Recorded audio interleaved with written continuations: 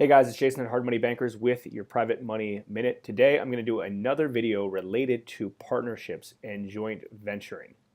We don't do much consulting, but we actually did, Chris and myself did do some consulting this week for a lender. And one of the topics that came up was partnerships and joint ventures and how when he does normal loans for somebody, they're very clean, and when he does partnerships and joint ventures with somebody, they're a little bit clunky, unaligned goals and roles and things like that. So I think the takeaway can be compared if you're lending money, if you're borrowing money, if you're wholesaling, it doesn't matter, rentals, flips, any type of joint venture. So a few key things to think about. First off, your goals need to be aligned related to how much money you're looking to make out of this. What's the time frame? What are you going to resell the property for? If it's a rental property, how long are you going to hold it for? Who's going to guarantee if you do a long-term loan, with a bank? All of these goals need to be aligned ahead of time so you're on the exact same page. Okay. Another thing is this: who is doing what? So he was typically lending, and when he's lending, it's a very defined role of I'm putting up the money, you're doing all the work. Very simple. In this case, it was a little unclear.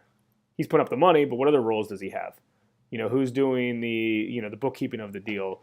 Who is, who's managing and hiring constructions, right? So you need to figure out who is doing what are the roles. So if you're doing a joint venture with somebody and you're doing all the heavy lifting and someone else is putting all the money up, you need to define all that ahead of time, right? So they don't impede in your space and you don't impede in their space. Very defined roles.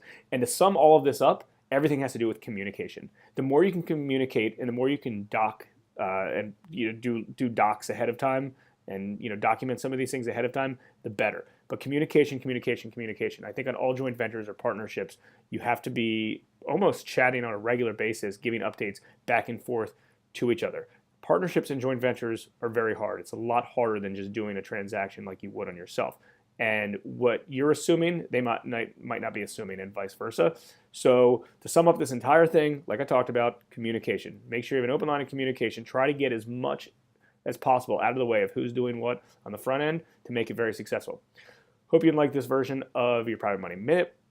As always, comment, like, share any other topics you'd like to hear about. Open ears. Again, this is Jason, Private Money Minute.